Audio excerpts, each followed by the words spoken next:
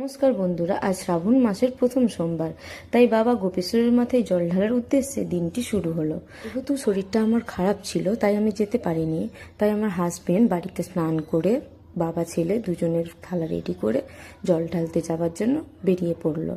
আমার বাড়ি থেকে ছোট ছোট দেওর, কাকিমা, শাশুড়ি সবাই গিয়েছিল।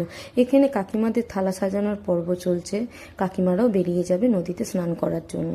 তো এখানে সবাই মিলে ওয়েট করছে কখন টোটো আসবে, টোটোয় করে নদীতে স্নান করতে যাবে। যেহেতু নদীটা আমাদের বাড়ি থেকে অনেকটা দূরে, তাই ওরা যাওয়ার সময় টোটোয় গেছিলো এবং আসার সময় হেঁটে এসেছিল। কাকিমাদের যেহেতু অনেকগুলো থালা পুজো যাবে, তাই প্রত্যেকটা থালা একটি একটি করে রেডি করে নেওয়া হচ্ছে। তাই সেখানে আমার হাজব্যান্ডও বসেছিল। সবাই মিলে রেডি করে তারপর বেরিয়ে পড়া হলো নদীতে স্নান করতে যাওয়ার উদ্দেশ্যে। যেহেতু স্নান করার পর ওরা আর বাড়িতে ঢুকবে না, তাই থালাগুলো আগে থেকেই রেডি করে নেওয়া হচ্ছে। তারপর বেরিয়ে পড়লো টোটোতে ওঠার উদ্দেশ্যে। টোটোর জন্য ওয়েট করা হচ্ছে কখন টোটো আসবে, তার মধ্যে আমি একটি ভিডিও করে ফেলেছি। আর আমার ছেলের মুখে কত হাসি দেখুন, কি না নদীতে স্নান করতে হবে জল ঢালার জন্য। ওরা কিন্তু প্রত্যেকে নতুন জামা পরেছিল আর আগের দিন নিরাম করেছিল ঠাকুরের নিয়ম মেনে। তারপর টোটোয় করে রওনা দিল নদীর উদ্দেশ্যে। সেখানে গিয়ে স্নান করে ঘটে জল নিয়ে খালি পায়ে হেঁটে হেঁটে এলো মন্দিরের দিকে।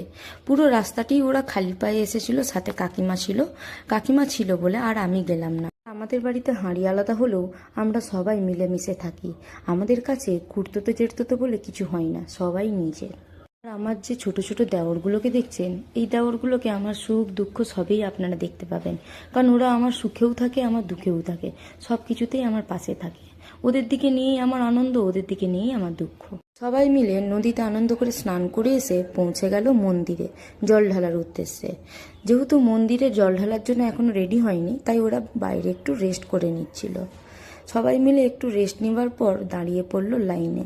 আমাদের বাবা গোপেশ্বর এতটাই জাগ্রত যে অনেক দূর দূর থেকে মানুষ আসে এই মন্দিরে জল ঢালার জন্য।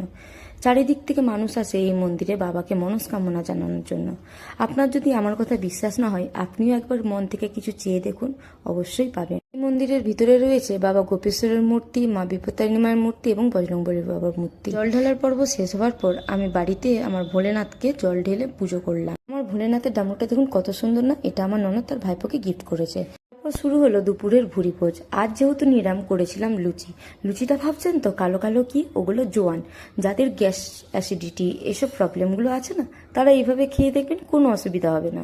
জোয়ান যেহেতু আমাদের হজম করতে সাহায্য করে, তাই লুচি করার সময় ময়দায় 2-4টে জোয়ান দিয়ে লুচিটা করে নেবেন, দেখবেন খেতেও হবে টেস্টি আর কোনো প্রবলেমও হবে না শরীরে।